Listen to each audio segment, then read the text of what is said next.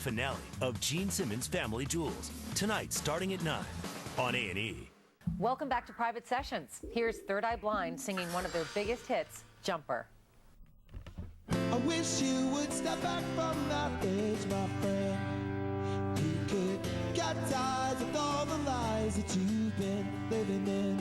And if you do not want to see me again, I would understand. I would understand. Yeah, good boy, you've been too insane. I sent over a secret pain. You know you don't belong.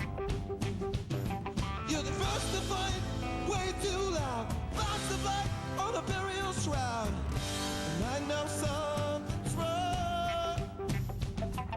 Well, everyone I know has got a reason to say, can you put the past away? I wish you would step back from that ledge, my friend.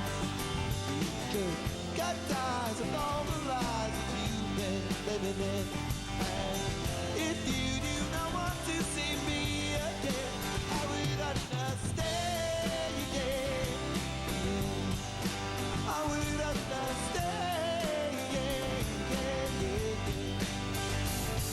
When he's on the table and he's gone to coast, and I do not think anyone knows what they are doing here. Left you, you've been dismissed. I never thought it would come to this, and I want you to know. Everyone's got to face down their teammates. Maybe today you can put the past away. I wish you would step back from that ledge, my friend. You could get ties with all the lies that you've been living in. And if you do not want to see me again, I would understand. Again, I would understand. I would understand.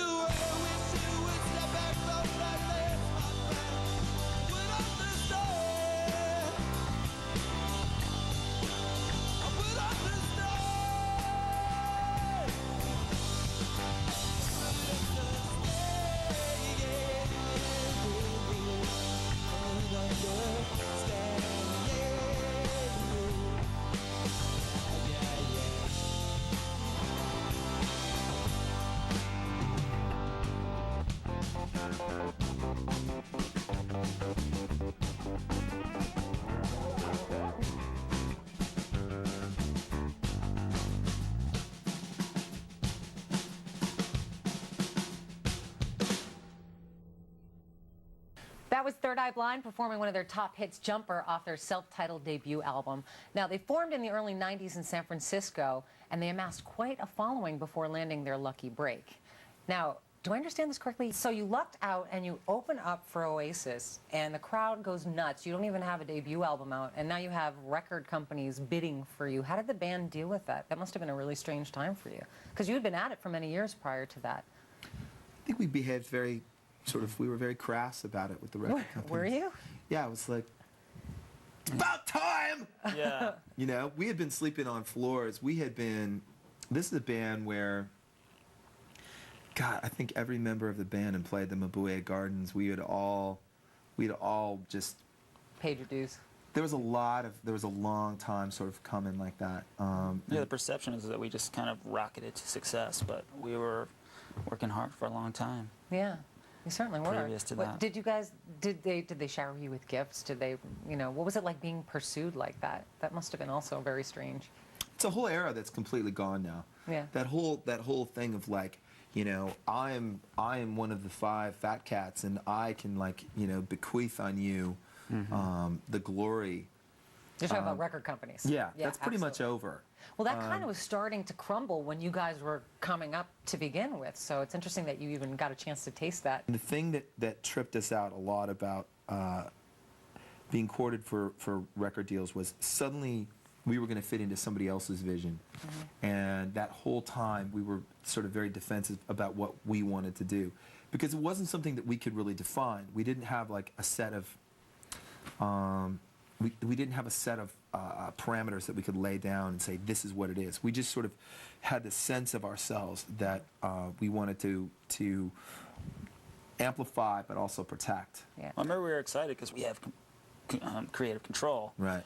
And musically we did, but what happens is there's so many other elements to They get to marketing a their hooks band, in. and then they just figure out a way to sort of market you the way they want to market you. I think I read something about they were trying to mold you into fresh-faced Beatles. How did? Yeah. Is that true? Yeah, they You totally guys- are. We were fresh-faced Beatles. I'm like, okay. The Beatles weren't singing about this stuff. Somebody else said about Third Eye Blind, they said, it's the band who writes pretty little songs with dirty little words. No, your fans. Speaking of which, Yeah. in talking about this show today, there were words that you wanted us to cut. Me personally, I don't want you to cut anything. I You, have nothing to do with it. the collective you. Powers. The powers that Powers be. that be at A&E. Yeah. And that is, I write lyrics that I think are about as graphic as the average novel, but those words have to, I think our words are very important to our audience. I think that is what makes our audience, need to Right. recite it, to be in it. And it's a lot of the times it's sort of the word where it's like, you didn't really say that, right? And it's not just for shock value. It's to say, like, there is some place that we can go and find some things that there are things that can't be spoken about, but you actually can find the words for them. When you were growing up and sort of coming of age, you really used music to help identify who you were. Do you think maybe these kids are sort of using your music in the same way to help kind of identify with I themselves? think that people always do that. I think that music, when you are 15 years old and you're beginning to, rebel against all the institutions of, family and school and everything else, and begin to throw that off so that you can kind of remake yourself.